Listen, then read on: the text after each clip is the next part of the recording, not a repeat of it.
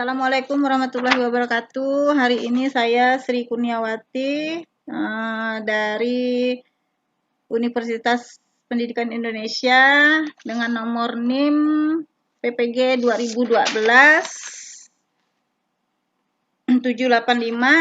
Hari ini akan melaksanakan video praktik pembelajaran untuk salah satu persyaratan mengikuti UKIN PPG 2020. Assalamualaikum warahmatullahi wabarakatuh. Selamat pagi semuanya. Waalaikumsalam warahmatullahi wabarakatuh. Pagi Bu. Gimana kabarnya, sehat? Sehat. Sehat ya, kalian sehat. Nah, tetap jaga kesehatan sehingga bisa mengikuti pelajaran-pelajaran yang diberikan oleh guru melalui daring ya. Oke, sebelum memulai pelajaran kita pada hari ini, silakan satu orang untuk memimpin doa untuk kegiatan pada hari ini. Semoga pembelajaran pada hari ini bisa diterima dengan baik oleh kalian. Silakan Ridwan untuk berdoa, memimpin doa.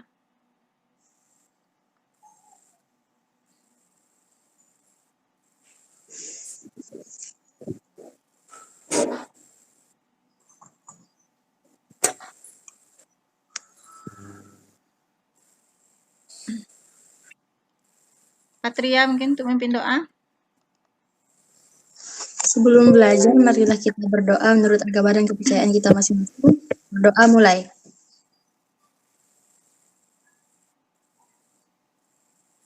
Berdoa selesai.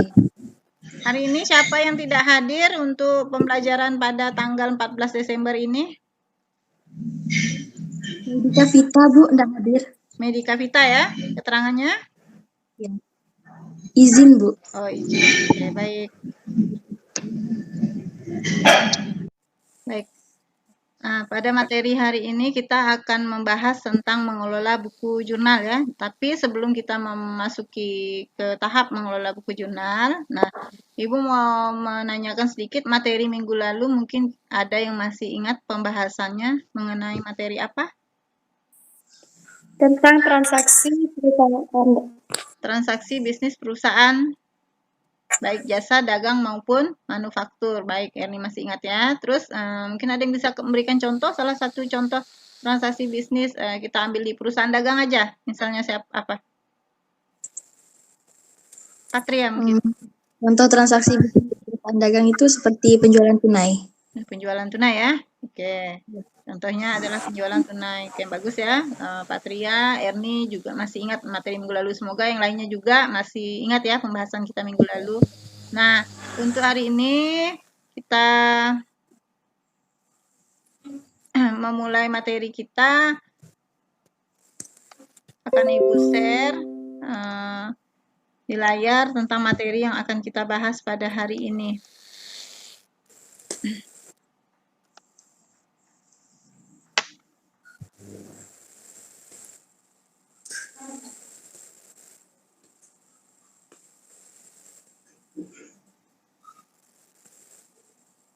Nampak di layar kalian? Nampak, Bu. Nampak ya? Nampak. Sekarang kita lihat mengelola buku jurnal. Nah, nanti di mengelola buku jurnal diharapkan kalian bisa mencatat ya dari transaksi itu ke dalam buku jurnal. Nah, materi yang akan kita bahas hari ini adalah tentang jurnal umum. Pernah mendengar istilah jurnal umum? Pernah, Bu. Pernah. Nah, kita ambil secara umumnya aja. Sebenarnya fungsi jurnal umum ini untuk apa? Bagi satu perusahaan.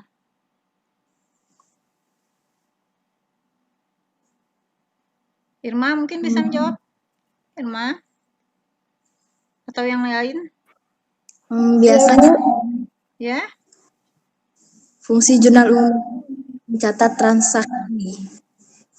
Untuk Di dalam mencatat sebuah transaksi ya. Nah, jadi berarti kalau ada transaksi dalam satu perusahaan, dia harus dicatat ke dalam jurnal. Nah, sekarang kita lihat pembahasan kita. Hari ini akan membahas tentang definisi jurnal, berikutnya fungsi jurnal, langkah pembuatan jurnal, mekanisme debit dan kredit ketika menjurnal, dan terakhir contoh soal. Oke. Nah, kita lihat yang akan kita bahas pada materi hari ini adalah tentang jurnal umum. Nah, jurnal umum. Jurnal umum itu adalah alat untuk mencatat transaksi perusahaan dilakukan secara kronologis berdasarkan urutan waktu dengan menunjukkan akun atau perkiraan yang harus didebet dan harus dikredit beserta jumlahnya masing-masing. Jadi jurnal itu seperti yang Patria jawab tadi, dia adalah untuk mencatat transaksi perusahaan, ya. Dilakukannya secara kronologis, itu artinya ada urutan waktunya. Urutan waktu kita ambil contoh. Misal dalam hari ini ada 3 kali transaksi, ya. Ada 3 kali transaksi. Nah, kita mencatatnya itu nanti ke dalam jurnal adalah berdasarkan mana transaksi yang terlebih dahulu terjadi.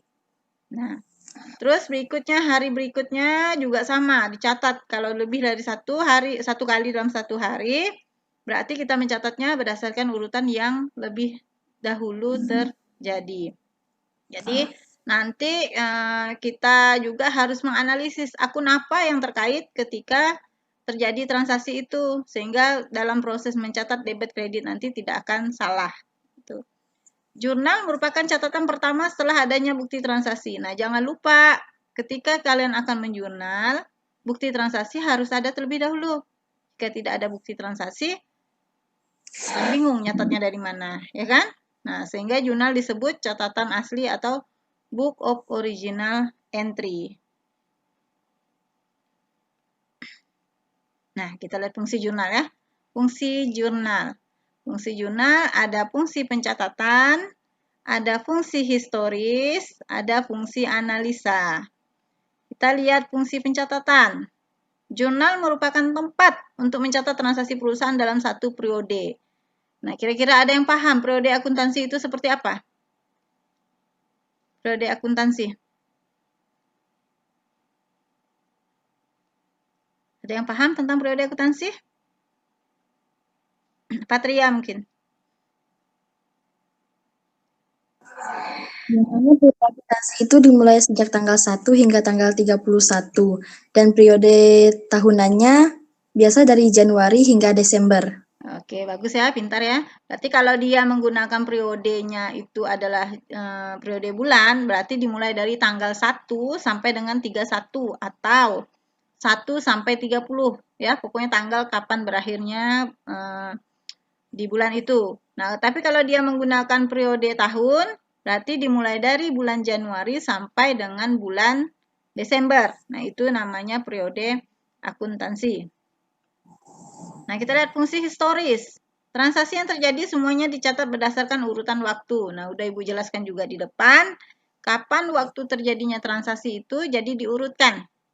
Kalau dia dalam satu hari hanya terjadi satu kali transaksi, berarti langsung urutkan pada hari, langsung dicatat pada hari itu. Nah, tapi apabila lebih dari satu kali, berarti pencatatannya itu adalah diurutkan dulu transaksi mana yang terlebih dahulu terjadi. Nah, berikutnya kita lihat fungsi transaksi. Yang berikutnya adalah analisa. Setiap transaksi yang dicatat dalam jurnal harus merupakan hasil analisa dari bukti-bukti transaksi. Sehingga jelas letak debit dan kredit perkiraan beserta jumlahnya. Berarti transaksi yang dicatat dalam jurnal itu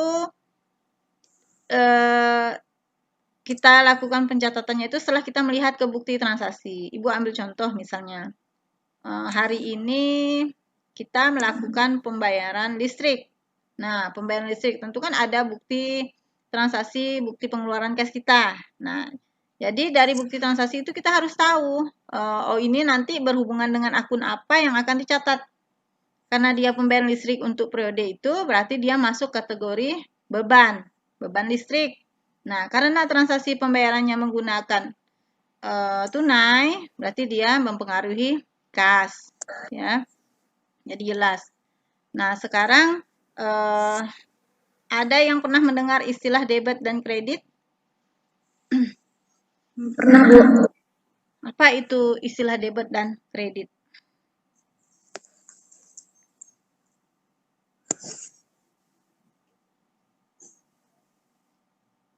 Istilah debit dan kredit itu biasanya posisi untuk mencatat di mana bertambahnya dan berkurangnya suatu transaksi. Oke.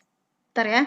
Berarti posisi debit kredit itu adalah posisi untuk menganalisis bertambah dan berkurangnya akun yang akan kita catat berdasarkan transaksi yang terjadi.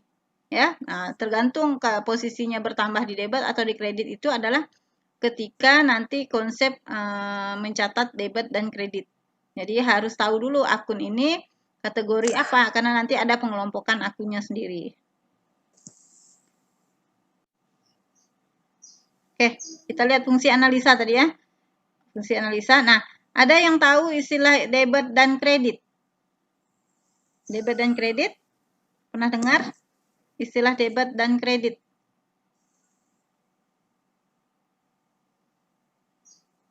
Ada yang pernah mendengar istilah debit dan kredit? Ernie mungkin?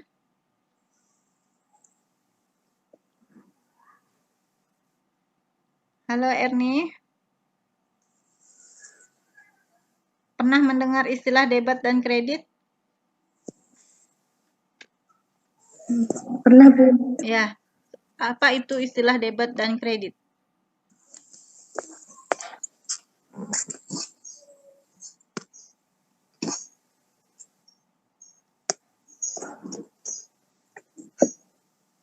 Istilah debit kredit?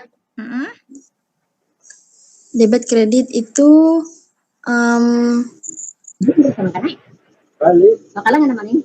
seperti posisi untuk mencatat bertambah dan berkurangnya. Oke, baik. Posisi debit dan kredit itu adalah posisi untuk mencatat bertambah atau berkurangnya akun yang terjadi akibat dari satu transaksi ya. Jadi bagaimana pengaruhnya nanti, apakah dia posisinya di debit atau di kredit itu berpatokannya nanti adalah dengan materi pembahasan kita nanti tentang mekanisme debit dan kredit. Nah, sekarang kita lihat berikutnya. Fungsi informasi. Mungkin mic-nya bisa di mute ya. Fungsi informasi, memberikan informasi tentang peristiwa ekonomi yang terjadi dalam perusahaan. Nah, jadi dengan adanya jurnal, jadi kita tahu, oh ini adalah transaksi yang terjadi, misalnya penjualan tunai, penjualan kredit, pembayaran beban. Nah, itu bisa dilihat dari akun yang kita catat di dalam jurnal.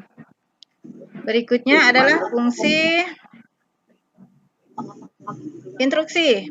Fungsi instruksi, menginstruksikan agar ayat-ayat jurnal dicatat ke dalam akun-akun yang sesuai. Jadi dari bukti transaksi itu mengharapkan kita atau memerintahkan kepada kita bahwa supaya jurnal yang akan kita catat nanti itu adalah akunnya itu benar-benar akun yang sesuai dengan transaksi. Artinya jika tidak sesuai, efek yang terjadi nanti adalah laporan keuangan yang kalian sajikan akan salah. Nah, sekarang Ibu mau nanya, dari mana kalian memperoleh bukti transaksi? Dari mana memperoleh bukti transaksi? Iya.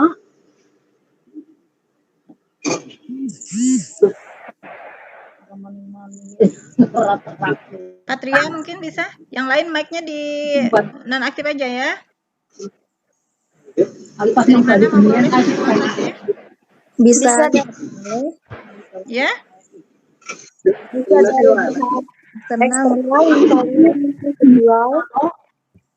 Nah, dari pihak eksternal ya, salah satu contohnya misalnya penjual ya. Nah, misal kita beli barang, nah seperti pada prinsipnya memang bukti transaksi itu dikeluarkan oleh pihak yang menjual kalau tidak terjadi proses transaksi. Itu ya. Contoh bukti transaksi? Ada yang masih ingat mungkin? transaksi dan juga kwitansi. Contoh bukti transaksi misalnya nota dan kwitansi. Pintar sekali ya.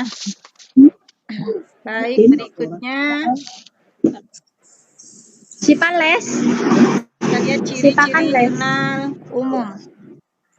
Yang pertama, digunakan untuk mencatat semua jenis transaksi. Mungkin mic-nya bisa di-mute dulu ya. Irma, Patria, dinonaktifkan dulu mic-nya.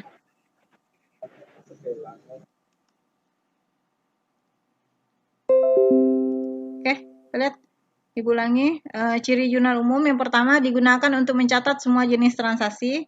Nah, ini maksudnya gini, ketika kita kan ada pembagian tiga perusahaan ya, ada perusahaan jasa, dagang, dan manufaktur. Nah, kalau dia perusahaan jasa itu biasanya perusahaan itu transaksi yang terjadi itu relatif tidak terlalu banyak. Artinya dia tidak terlalu membutuhkan berbagai macam jurnal. Jadi transaksinya itu tidak seperti perusahaan dagang ataupun manufaktur. Nah, mereka biasanya menggunakan jurnalnya itu adalah hanya jurnal umum. Ya. Jadi di dalam jurnal umum itu nanti bagi perusahaan jasa, semua jenis transaksi dimasukkan ke dalam jurnal ini. Baik dia pembelian perlengkapan, peralatan, terus pengeluaran pembayaran beban dan segala macam, dia masuk semua dalam jurnal umum. Terus yang kedua, bentuk buku harian dengan dua lajur maksudnya. Dua lajur itu artinya ada debit dan ada kredit. Ketiga, penulisan nama akun pada waktu membuat e-jurnal dilakukan setiap transaksi. Artinya gini, misal hari ini tanggal 14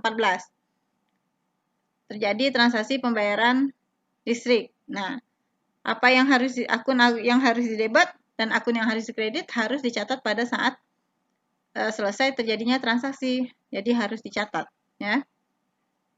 Berikutnya, posting dilakukan untuk tiap-tiap transaksi. Nah, posting untuk perusahaan jasa itu setiap kali terjadi transaksi itu diposting nantinya, ya, pada akhir periode. Akhir periodenya itu tadi kalau dia bulan, ya pasti dia menggunakan mulai dari tanggal 1 sampai dengan tanggal 31 atau 30. Terus pekerjaan pencatatan dapat dilakukan oleh satu orang. Nah, karena perusahaan jasa itu perusahaan yang tidak terlalu besar dan hanya membutuhkan satu jurnal umum, jadi pekerjaan pencatatan itu bisa dilakukan oleh satu orang saja.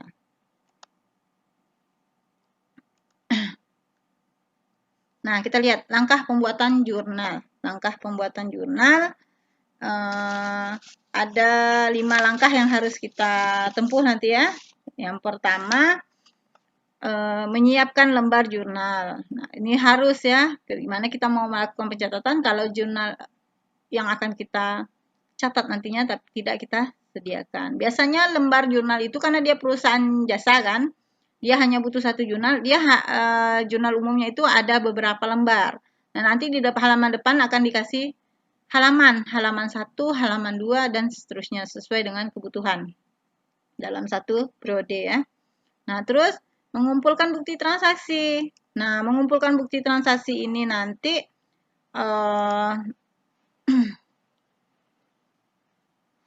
itu terjadi dari transaksi kita baik dengan pihak eksternal maupun pihak yang membutuhkan pihak-pihak yang mengeluarkan bukti transaksi itu.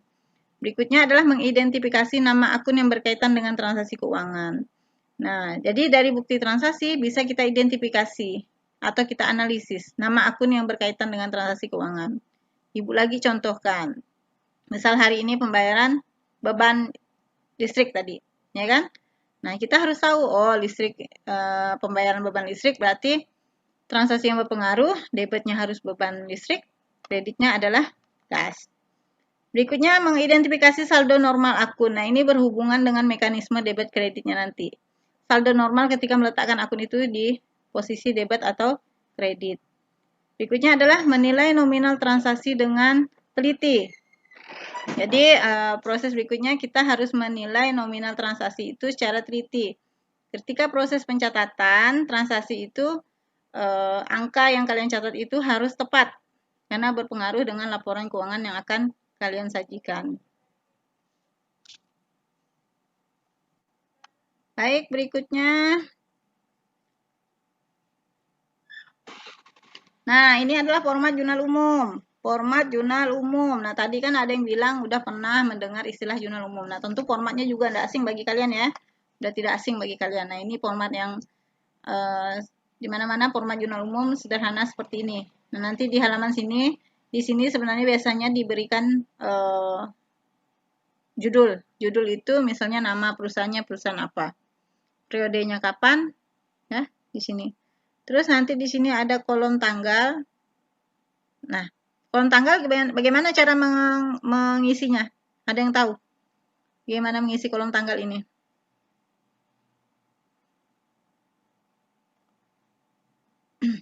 Halo, ada yang tahu bagaimana cara mengisi kolom tanggalnya?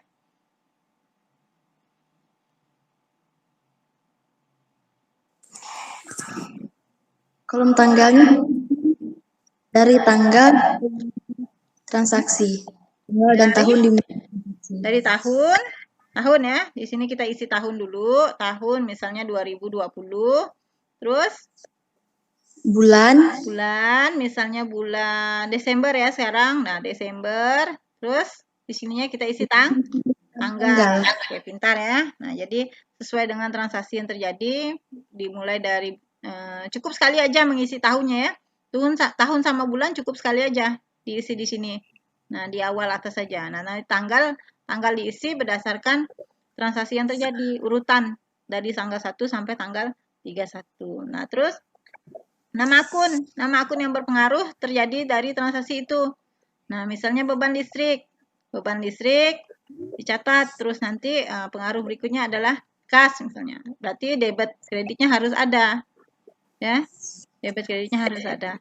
Nah, kolom rep diisi apa nih? Kolom rep. Yo, ada yang masih ingat kolom rep diisi apa? Akun.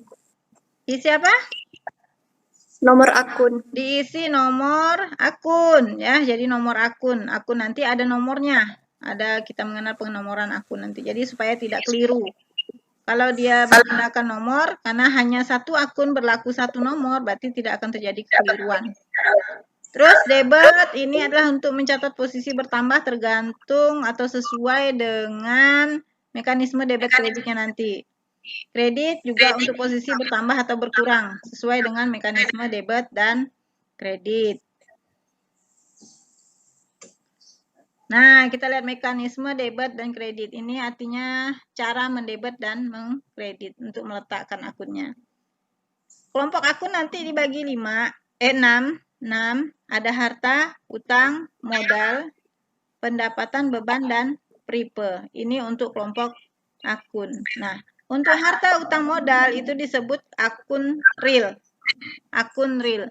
Akun real ini biasanya muncul di laporan neraca, balance sheet ya.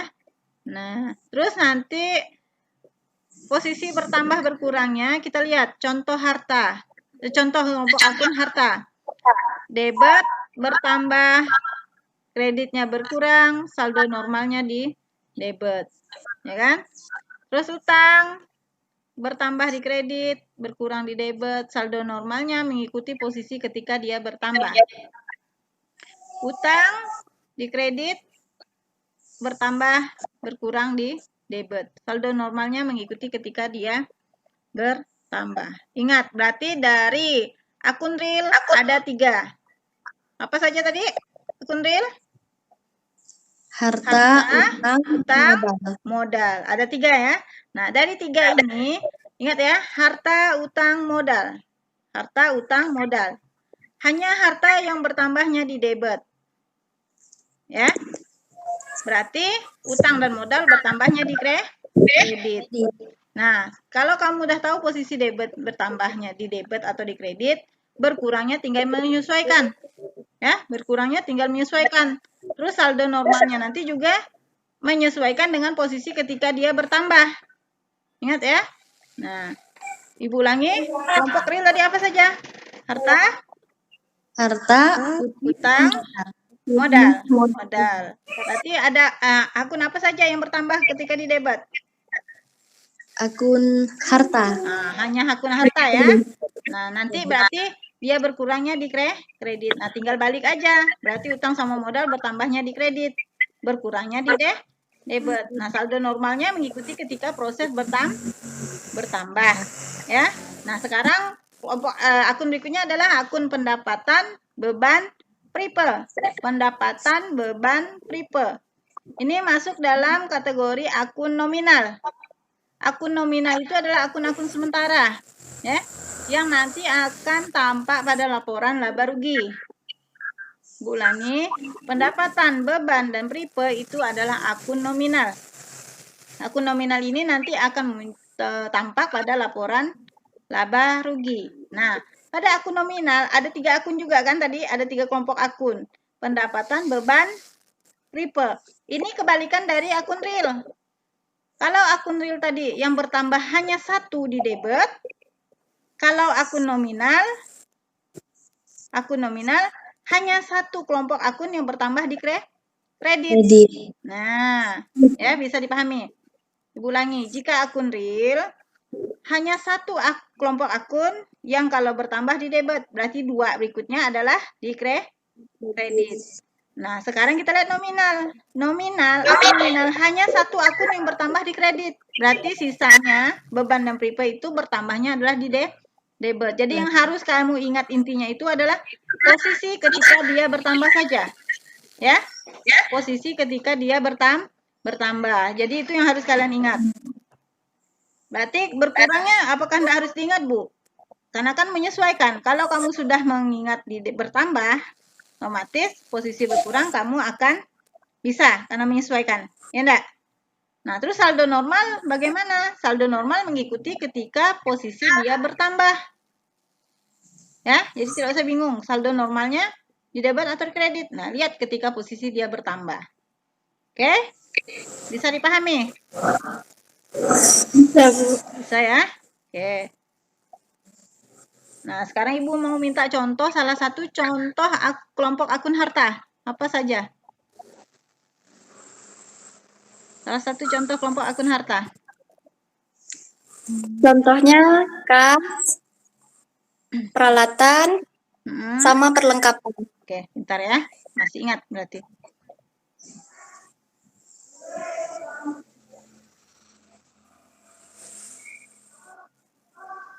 Nah, pengkodean akun. Nah, ini yang akan diisi nanti ketika membuat jurnal untuk kolom rep, ya, pengkodean akun.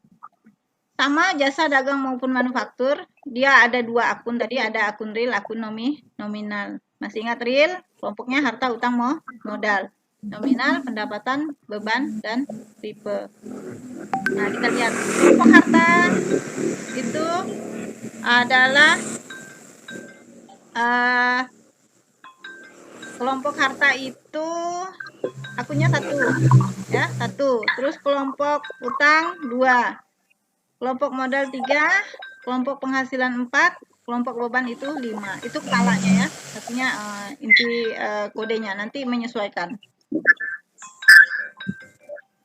Berikutnya rekap jurnal. Nah, proses terakhir gitu adalah kita membuat rekap jurnal. Sebelum posting ke buku besar, kita harus membuat rekap jurnal. Rekap jurnal ini memudahkan kalian ketika nanti proses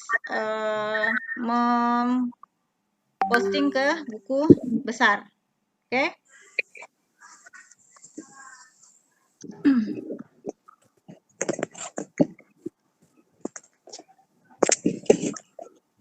Baik, ini ada contoh soal bagaimana menganalisis transaksi yang terjadi, terus nanti akan kita masukkan ke dalam jurnal.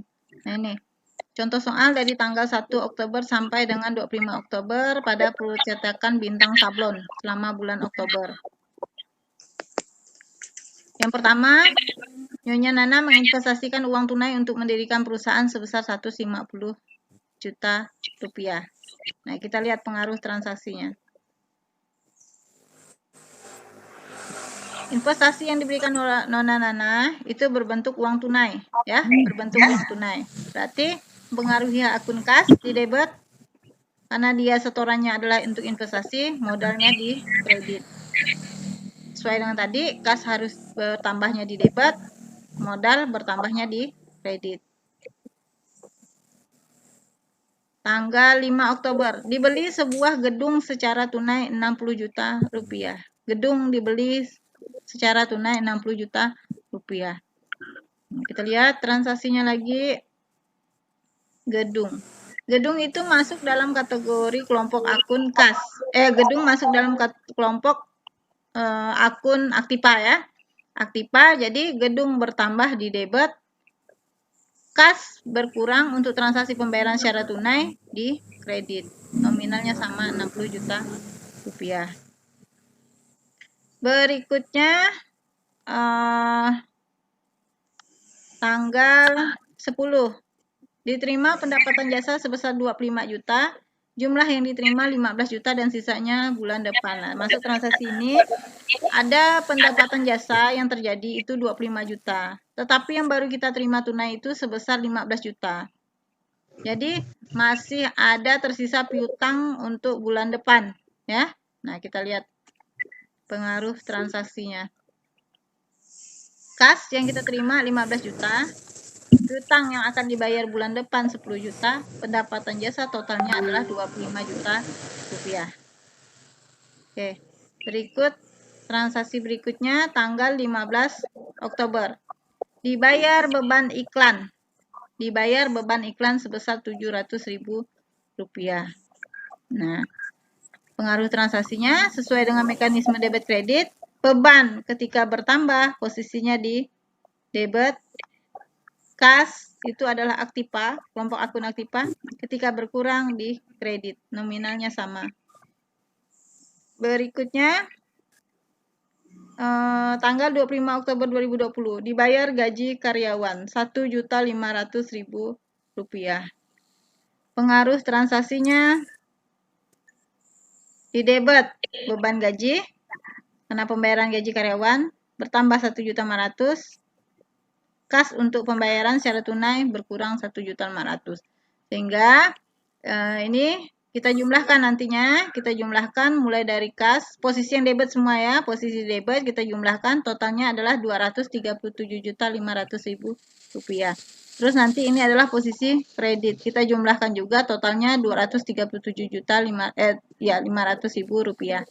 Posisi debit dan kredit harus seimbang, Artinya ketika sudah adanya keseimbangan berarti jurnal yang kita buat itu benar. Jika masih ada yang belum seimbang, harus diteliti dulu. Mungkin kesalahan penulisan angka, ya kan? Atau ketukar. Nah, bisa jadi kesalahan penulisan angka. Misalnya seperti ini. Ada 3 akun yang berpengaruh. Mungkin seharusnya di sini di debitnya hanya harus 2, tapi kamu catat 1, otomatis dia lebih besar ke posisi kredit. Bisa dipahami ya? Bisa, Bu.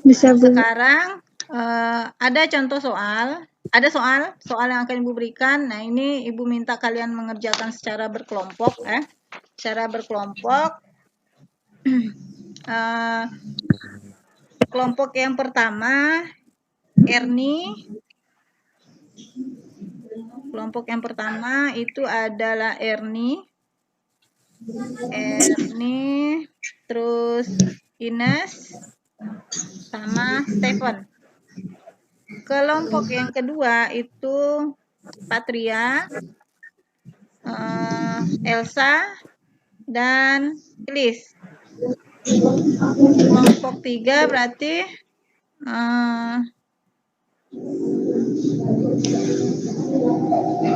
kelompok 3, dulu ya.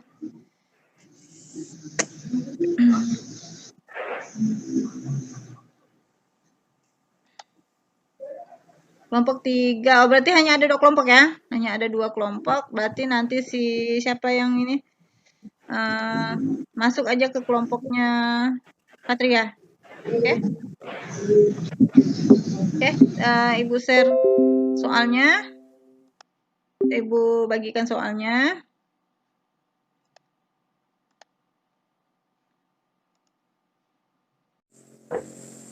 Nah, baik, kita ada satu soal yang akan Ibu berikan ke kalian. Nanti kalian kerjakan secara berkelompok ya, secara berkelompok. Nah, Ibu bagikan aja kelompoknya. 1, 2, 3, 4, 5, 6, 7, 8. 8 berarti ada 8 berarti 4 kelompok ya, 3 kelompok aja.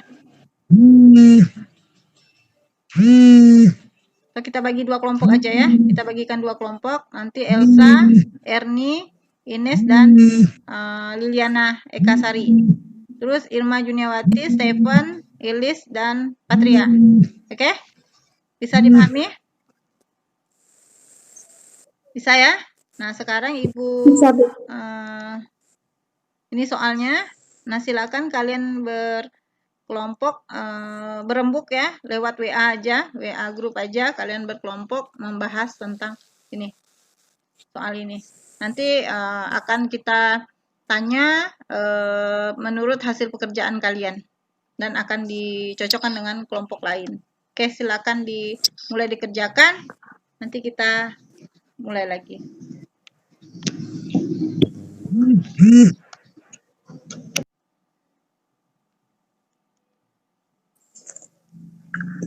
Baik, cukup waktunya ya untuk kelompok pengerjaan tugas kelompoknya. Nah, Ibu minta sesuai dengan kelompok masing-masing, silakan diberikan jawaban atas apa yang sudah kalian kerjakan. Mulai dari kelompok 1 dulu ya. Kelompok 1 silakan analisis transaksi dari tanggal 1 sampai tanggal 25.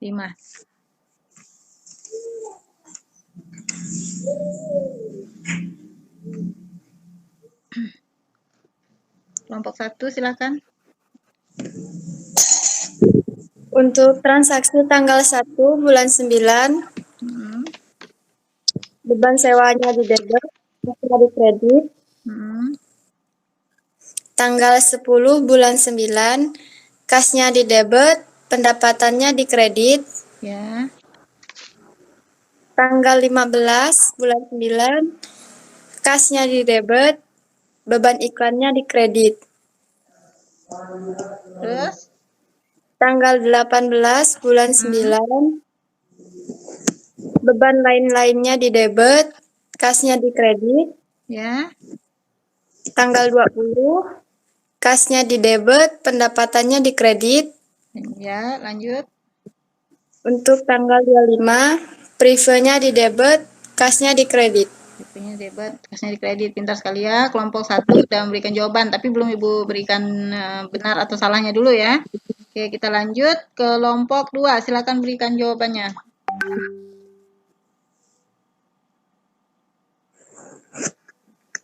Kelompok 2, silakan.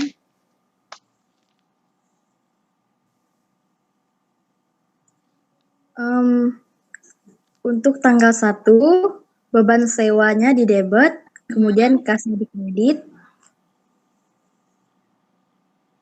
Terus? Kemudian tanggal 10, kasnya di debit, pendapatannya di kredit. Kemudian tanggal 15, beban iklannya di debit, kasnya di kredit. Untuk tanggal 18, beban lain-lain di debit, kasnya di kredit. Kemudian tanggal 20, kasnya di debit, pendapatan di kredit. Kemudian tanggal 25, preview-nya di debit dan kasnya di kredit. Oke. Bisa ulangi untuk tanggal 10 tadi, Ibu agak kurang jelas suaranya. Tanggal 10 itu kasnya di debit, kemudian pendapatannya di kredit. Oke, tanggal 15. Tanggal 15, beban iklan di debit, kasnya di kredit. Oke. Kemudian tanggal 18, beban lain-lain di debit dan kasnya di kredit. Kemudian tanggal 20, kasnya di debit, pendapatannya di kredit. Dan tanggal 25, preview-nya di debit, kas di kredit. Oke, baik. Kalian udah masing-masing memberikan jawaban ya. Memberikan jawaban. Nah, sekarang kita cek sama-sama analisis transaksi ini dari kelompok 1 maupun kelompok 2. Nah, untuk kelompok 1 tadi jawabannya, dan kelompok 2 untuk tanggal 1 itu sama-sama beban sewa pada kas ya. Memang benar untuk transaksi dibayar sewa kantor.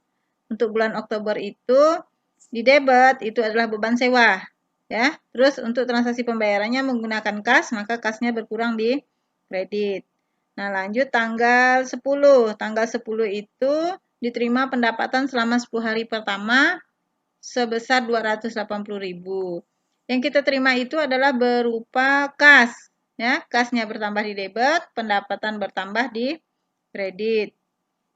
Tanggal 15 dibayar biaya iklan. Biaya iklan untuk periode itu berarti di debitnya adalah beban iklan, kreditnya adalah kas. Nah, tadi untuk kelompok 1 itu kebalik jawabannya, ya. Seharusnya di debitnya beban iklan, kreditnya adalah kas.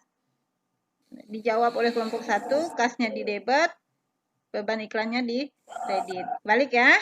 Nah, silakan di jawabannya. Terus untuk tanggal 18 dibeli bensin dan oli secara tunai. Itu masuk ke dalam beban lain di debit dan kasnya di kredit. Terus tanggal 20 diterima pendapatan untuk 10 hari kedua operasi sebesar Rp550.000. Debitnya adalah kas seperti transaksi tanggal 10 dan kreditnya adalah pendapatan nominalnya Rp550.000. Lanjut tanggal 25, 25 itu adalah debitnya prepe karena pengambilan uang perusahaan untuk kepentingan pribadi itu namanya prepe. Yang diambil itu berupa kas, berarti kasnya berkurang, berarti prepe di debit, kasnya di kredit. Nominalnya adalah Rp2 juta. Nah, jadi itu analisis transaksi yang terjadi. Berarti kelompok 2 udah benar semua, kelompok 1 tanggal 15 yang kurang tepat ya. Jadi silakan diralat lagi. Nah, jadi kalian harus lebih banyak lagi belajar bagaimana cara menganalisis transaksi untuk dimasukkan ke dalam jurnal. Oke? Sampai di sini ada pertanyaan?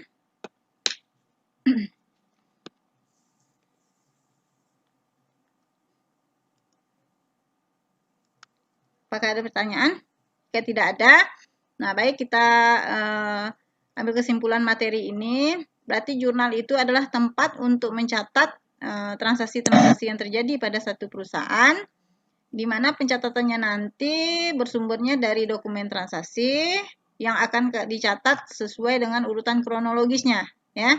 Sehingga nanti hasil dari jurnal itu bisa memberikan informasi kejadian-kejadian yang terjadi dalam satu perusahaan. Oke. Nah, baik untuk materi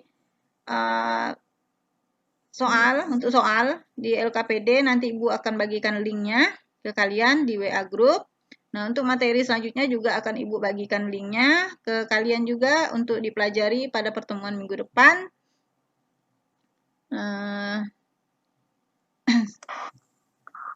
Selanjutnya kita akhiri pembelajaran kita pada hari ini.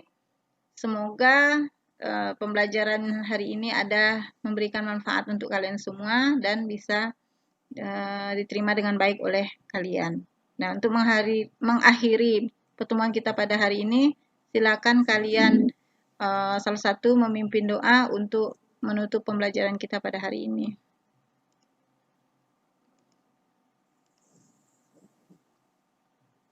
Silakan Erni.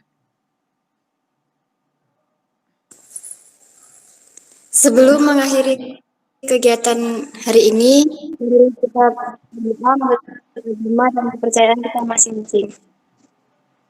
Berdoa mulai. Selesai. Baik, terima kasih atas kesempatan kalian udah mengikuti pembelajaran pada hari ini. Ibu doakan semoga sehat terus dan dapat mengikuti pelajaran yang berikutnya. Ya, oke. Assalamualaikum warahmatullahi wabarakatuh dan selamat pagi. Pagi. Waalaikumsalam.